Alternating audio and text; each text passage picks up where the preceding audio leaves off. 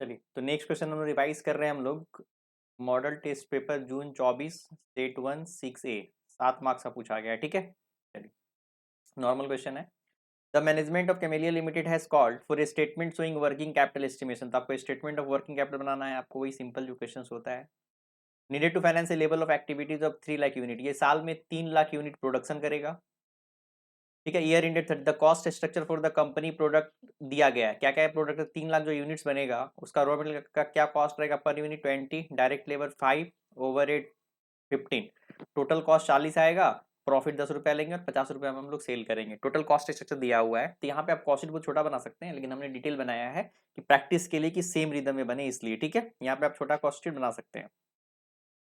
Past and indicate that the raw material are held in the stock and an average for 2 months। तो जो raw material का stock निकालेंगे हम लोग कितने के लिए निकालेंगे, 2 महीने के लिए निकालेंगे। WIP तो 50% कंप्लीट इसमें रहेगा, तो 50% वैल्यूएशन करेंगे और कितने दिन का स्टॉक रखेंगे, तो हाफ मंथ का। ठीक है, फिनिश्ड गुड पे क्या करना है, remain in the warehouse an average for 1 month, इसका 1 मंथ का निकालना है। सप्लायर मतलब क्रेडिटर निकालना है मटेरियल के लिए, कितना, 1 month credit. 2 month credit is normally allowed to debtor, debtor पे कितना दिन देना है आपको, 2 मंथ।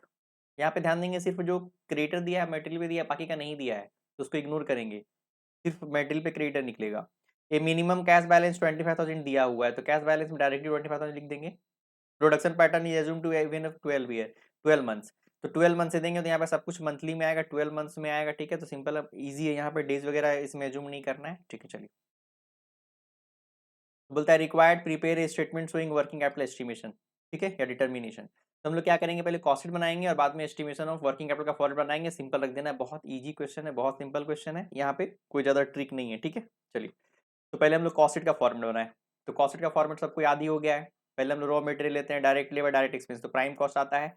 फैक्ट्री ओवरहेड ऐड करते हैं तो क्या आता है आपका, WIP ऐड करेंगे, क्लोजिंग WIP का माइनस करेंगे तो factory cost. Administration overhead add करते हैं तो कॉस्ट ऑफ प्रोडक्शन। फिर हम लोग फिनिश्ड गुड का ओपनिंग ऐड करते हैं और फिनिश्ड गुड का क्लोजिंग माइनस करते हैं तो कॉस्ट ऑफ गुड सोल्ड आता है।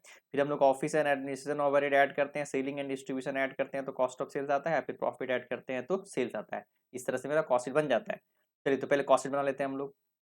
तो कॉस्ट कितने बनेगा, आपको 3 लाख यूनिट पे क्वेश्चन में डायरेक्टली दे रखा है, तो अब बाकी सबको रेट दे रखा है। मटेरियल 20 दे रखा है, डायरेक्ट लेबर 5 दे रखा है और फैक्ट्री ओवरहेड 15 दे रखा है, प्रॉफिट 10 दे रखा है और सेलिंग प्राइस 50 दे रखा है। सिंपल है, तो सबको 3 लाख से मल्टीप्लाई करके सिंपल लिख देना है। तो मटेरियल 3 लाख से मल्टीप्लाई कर दिए, 60 लाख आ गया। Direct labour 3 lakh into 5 15 lakh आ गया। तो प्राइम कॉस्ट आपका 75 लाख आ गया। फिर हमने डायरेक्ट एक्सपेंस नहीं दिया हुआ तो नहीं लेंगे। फैक्ट्री ओवरहेड दिया हुआ था 15 रुपया, 3 लाख इंटू 15 45 लाख आ गया। तो मेरा फैक्ट्री कॉस्ट कितना बन गया, 1 करोड़ 20 लाख। बाकी कुछ नहीं दिया हुआ है तो यही मेरा कॉस्ट ऑफ प्रोडक्शन बन गया। फिर फिनिश गुड वगैरह भी नहीं दिया हुआ तो यही मेरा क्या बन गया, कॉस्ट ऑफ गुड सोल्ड हो गया। और ऑफिस और सेलिंग ओवरहेड भी नहीं दिया गया तो यही मेरा कॉस्ट ऑफ सेल्स हो गया। ठीक है, और इसको मल्टीप्लाई कर दिया तो प्रॉफिट आ गया, इसको मल्टीप्लाई कर दिया सेल्स आ गया। अगर नहीं भी दिया होता तो आपको जो जो प्रॉफिट है किसमें आ जाता, बैलेंसिंग फिगर में प्रॉफिट आ जाता, लेकिन यहाँ पे डायरेक्टली दिया, डायरेक्टली भी आ गया। ये नहीं दिया हो तो बैलेंसिंग फिगर से आता। कहने का मतलब बहुत सिंपल कॉस्ट शीट है, इसमें वो ज्यादा टेंशन नहीं है, तो आप इसको छोटा ही बना सकते हैं, लेकिन हमने समझाने के डिटेल बनाया है, कंफ्यूजन नहीं हो। फिर हम लोग क्या बनाते हैं, statement showing estimation of working capital. इसमें क्या क्या आता है, पहले हम लोग करंट एसेट लेते हैं और करंट लायबिलिटीज लेते हैं। करंट एसेट में stock of raw material, WIP, finished good, debtor और कैश, मिनिमम इतना तो रहता ही, इसके अलावा कुछ और होता तो और भी ऐड करते। चलिए करंट लायबिलिटीज में क्रेडिटर फॉर मटेरियल ही सिर्फ लिए हैं, क्यों, क्योंकि बाकी नहीं दिया हुआ है इसलिए इग्नोर कर दिए। दिया होता तो बाकी क्रेडिटर फॉर वेजेस ले लेते, क्रेडिटर फॉर एक्सपेंसेस लेते, क्रेडिटर फॉर ओवरहेड लेते। अब यहाँ पे ध्यान देंगे, तो रॉ मटेरियल में 60 लाख यूज हुआ है, 2 महीने के लिए हम लोग इसका स्टॉक रखते हैं, 2 महीने का निकाल लिए। WIP के लिए वर्किंग नोट किए, हम लोग दो जगह वर्किंग ध्यान देना एजम्पशन लेते हैं, WIP के लिए और यहाँ पे हम लोग जो डेटर का वैल्यूएशन करते हैं यहाँ पे दो जगह एजम्पशन देते हैं। तो यहाँ पे क्या है ना, ये बहुत अच्छा क्वेश्चन है, हम लोग क्लास में भी करवाते हैं, तो फर्स्ट में ये क्वेश्चन करवाते हैं कि आपके इंस्टीट्यूट ने भी बताया है कि यहाँ पे दो जगह एजम्पशन ले सकते हैं, वर्किंग कैपिटल में और डेटर के वैल्यूएशन में, कि कॉस्ट ऑफ सेल्स ले या सेल्स पे ले। तो ये देखने से जब आप इंस्टीट्यूट के मॉड्यूल में देखेंगे ना तो कॉन्फिडेंस आता है। इंस्टीट्यूट के मॉड्यूल में भी डायरेक्टली इस तरह से लिखा हुआ है, ध्यान देंगे दोनों चीज। सबसे पहला जो हमने इसमें वर्किंग कैपिटल का जो वैल्यूएशन किया, तो नॉर्मली हमने क्या बताया, क्वेश्चन में जब कुछ नहीं दिया होता है तो हम लोग 100% रॉ मटेरियल लेते हैं। WIP किस पे लेते हैं हम लोग, अब यहाँ पे ध्यान देंगे, हमने यहाँ पे क्या किया है, 50% सबका लिया है, मटेरियल का भी 50% लिया है, लेबर का भी 50% लिया है और ओवरहेड का भी 50% लिया है। तो आप लोग फिर कंफ्यूजन होगा, सर आप तो बोलते हैं सर कुछ नहीं दिया होता है तो मेटल का हम लोग क्या करते हैं, 100% लेते हैं, ऐसे यहाँ पे 50% क्वेश्चन में बोला है। 50% कंप्लीट, तो 50% कंप्लीट बोला होता है, फिर भी हम लोग क्या करते हैं, मतलब 50% कंप्लीट हुआ है तो मटेरियल का 100% लेते हैं, बाकी का 50% लेते हैं। इसका मतलब ये नहीं कि यहाँ पर 50% लिया इसलिए हम सबका 50% लिया, ऐसा नहीं है। हम सबका इसलिए 50% लिए है ना कि आपके मॉड्यूल में 50% ही लेके क्वेश्चन सॉल्व किया है, तो आपको आंसर में कंफ्यूजन नहीं होगा। और इंस्टीट्यूट के मॉड्यूल में बोल भी दिया है कि आप 50% करके लेंगे तो आपका WIP का वैल्यूएशन कितना आएगा, आपका सबका 50% लेंगे 60 लाख का, 15 लाख का इसका, तो इसका इस सबका 50% 50% 50% लेंगे तो 60 लाख आएगा। और आपका जो रहता है या हाफ मंथ का रहता है, तो हाफ मंथ का हम निकाल लिए 0.5, तो कितना है 2,50,000। और आपके इंस्टीट्यूट के मॉड्यूल में डायरेक्टली बोल दिया है कि इसको अल्टरनेट आप ऐसे भी निकाल सकते थे। देखिए, WIP is valued at 50% of material wages and overhead, ये निकाला गया है, आंसर मिला गया है। लेकिन बेस्ट असम्पशन क्या होना चाहिए था, 100% मटेरियल बाकी का 50%। एकदम सही, आप लोग सही सोच रहे हैं।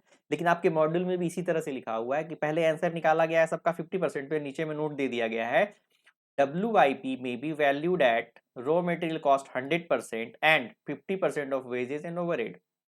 अगर आप इस तरह से वैल्यूएशन करेंगे तो आपका WIP क्या होगा, 100% रॉ मटेरियल, 50% कन्वर्जन का कॉस्ट आएगा, तो टोटल कॉस्ट कितना आएगा आपका, वैसे केस में करेंगे तो 3,75,000 आएगा। लेकिन जैसे अगर आप यहाँ अभी हम लोग कितना आया 250 आया है, वैसे करेंगे तो 375 आएगा।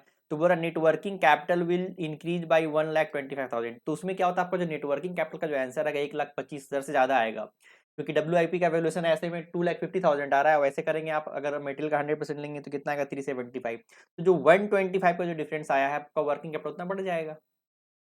तो ये क्वेश्चन से आप जब मॉड्यूल में कॉन्फिडेंस आएगा कि इंस्टीट्यूट खुद बता रहा है कि आप दोनों तरीके से सॉल्व कर सकते हैं। लेकिन ये बेस्ट एजम्पशन है, ध्यान रखना चाहिए आपको, ये जो एजम्पशन है, ये 3,75,000 जो आंसर आया ये आपका बेस्ट एजम्पशन। पॉइंट समझ में आया?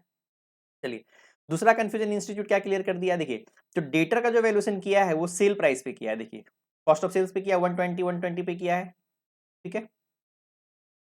और यहाँ पे इंस्टीट्यूट डायरेक्टली बोल भी दिया है कि debtor have been valued at cost of sales, लेकिन alternatively debtor may be valued at selling price 1,50,00,000, मतलब सेलिंग प्राइस पे भी आप इसका वैल्यूएशन कर सकते थे, 1,50,00,000 पे भी आप इसका वैल्यूएशन कर सकते थे। तो उसमें वैल्यूएशन करते तो क्या होता, 2 महीने के लिए 25 लाख आता। अभी कितना आया आपका, कम आया ना। अभी अभी आपका वैल्यूएशन कितना आ रहा है, अभी 20 लाख आ रहा है। अगर हम लोग कॉस्ट ऑफ सेल्स पे ले रहे हैं तो 2 महीने के लिए निकाल रहे हैं तो 20 लाख आ रहा है। अगर आप सेल प्राइस पे लेते तो कितना आता आपका 25 लाख। तो आप ये निकाल सकते थे, कॉस्ट ऑफ सेल्स पे निकाले चलेगा, और अगर आप क्या सेलिंग प्राइस पे निकालेंगे वो भी चलेगा। इसमें क्या होता है आपका नेटवर्किंग कैपिटल भी इंक्रीज बाई 5 लाख, तो आपका जो नेटवर्किंग कैपिटल है 5 लाख से बढ़ जाता। ये क्वेश्चन ये देखिए मेरा लिखा हुआ नहीं, आपके इंस्टीट्यूट में भी इस तरह से लिखा हुआ है। तो जब हम क्लास में आप याद करेंगे, जब क्वेश्चन सॉल्व करें, पहला क्वेश्चन यही सॉल्व कराए थे कि इस दो जगह पे आपको कंफ्यूजन नहीं होना, WIP के वैल्यूएशन में और दूसरा डेटर के वैल्यूएशन में। इंस्टीट्यूट खुद बोलता है कि आप दोनों में से कोई भी वैल्यूएशन ले सकते हैं, आपका आंसर खाली चेंज हो जाएगा। आप एजम्पशन में लिख दो और बना दो, जिसको बनाना है बना दो, ठीक है। चलिए, ये 2 पॉइंट था, अच्छा पॉइंट था ये 2 पॉइंट। चलिए अब फिर से हम लोग रिवाइज करते हैं शुरू से। चलिए, तो WIP समझ गए हम लोग, जब टोटल 50% लेके किए हैं तो 2.5 लाख आया है। अगर हम मटेरियल का 100% लेते तो 325 आता, 125 से बढ़ जाता, कोई प्रॉब्लम नहीं है। Stock of finish good he normal है, इसमें अल्टरनेटिव यूज नहीं है। डेटर का हमने समझा ही दिया, यहाँ पे हमने कॉस्ट ऑफ सेल्स पे लिया है। आप चाहते तो आप सेल्स प्राइस पे भी ले सकते, तो आपका यहाँ पर 20 की जगह 25 लाख आता। कैश का मिनिमम बैलेंस डायरेक्टली क्वेश्चन में दिया है 25,000, ठीक है। तो आपका टोटल करंट एसेट कितना आ गया 42,75,000। अब current liabilities, creditor for material 60 lakh use हुआ, एक महीने आपको क्रेडिटर आपको अलाउ करता है, तो क्रेडिटर कितना आ गया 5 लाख का आ गया। तो टोटल करंट लायबिलिटीज, बाकी लेबर वगैरह पे किसी पे नहीं निकालें, क्वेश्चन में नहीं बोला, इसने सबको इग्नोर कर दिया, सिर्फ बोला था क्रेडिटर फॉर मटेरियल पे ही निकालने के लिए बोला था। तो टोटल लायबिलिटीज 5 लाख आ गया। आपका नेट वर्किंग कैपिटल कितना आ गया 42,75,000 total assets minus current liabilities 5 lakh, तो आ गया 37,75,000। इस क्वेश्चन में ध्यान देंगे यहाँ पे कि हमने जो एजम्पशन माना है यहाँ पर अल्टरनेट यूज है, और ये सिर्फ हमने नहीं लिखा है, आपके इंस्टीट्यूट के बुक का लिखा हुआ लैंग्वेज है, तो इसलिए कॉन्फिडेंस आता है कि इंस्टीट्यूट खुद बोलता है कि आप दोनों तरीके से सॉल्व कर सकते हैं, इसलिए कभी डाउट नहीं रखिएगा। तो फाइनल आंसर क्या आया आपका 37,75,000। अगर आप ये दोनों एजम्पशन चेंज करते तो आपका ये 125 से यहाँ बढ़ जाता और 5 लाख से यहाँ बढ़ जाता, मतलब 5 लाख और 6,25,000, 6,25,000 से आपका ये वर्किंग कैपिटल आपका यहाँ पे बढ़ जाता, लेकिन आंसर वो भी सही होता। चलिए ट्विस्ट पॉइंट में ध्यान देंगे, यहाँ पे WIP 50% कंप्लीट बोला है, हर कॉस्ट एलिमेंट का हाफ हमने लिया है। अगर पॉलिसी रॉ मटेरियल 100% कन्वर्जन इतना हो तो फिगर चेंज होगा, लेकिन नोट दे दिया, मतलब आप करते तो चेंज हो जाता, आप ले सकते थे आप। डेटर को बोलता है एग्जाम में अक्सर कॉस्ट पे लेते हैं जब तक सेलिंग प्राइस लिखा ना हो। तो आपने बताया बेस्ट एजम्पशन क्या होता है, कॉस्ट ऑफ सेल्स, कि मेरा पैसा ब्लॉक जो होता है वो क्रेडिट से मतलब कॉस्ट ऑफ सेल्स पे होता है। पर दोनों ट्रीटमेंट एक्सेप्टेबल है विद डिस्क्लोजर। आप दोनों में से कोई भी ट्रीटमेंट यूज करें, लेकिन आप नोट में लिख दें, जंक्शन में लिख दें, आपका दोनों सही होगा। क्रिएटर सिर्फ मटेरियल पे बोला गया है, बाकी एक्सपेंसेस के लिए नहीं, कोई लैग नहीं दिया गया, इसीलिए हमने बाकी के लिए एक्सपेंसेस के लिए नहीं निकाला क्रिएटर। मिनिमम कैश डायरेक्टली सीधा दिया गया है, डायरेक्टली लिख दिया है, समझे, और कंटीजेंसी नहीं दिया गया तो इसके स्किप कर दिए। ठीक, वो तो क्वेश्चन सिंपल था, तो ये भी आपका रिवाइज हो गया। क्या पीडीएफ चाहिए तो ऐप डाउनलोड कर लीजिए, डिस्क्रिप्शन बॉक्स में लिंक में दिया गया है आपको डाउनलोड, ठीक है।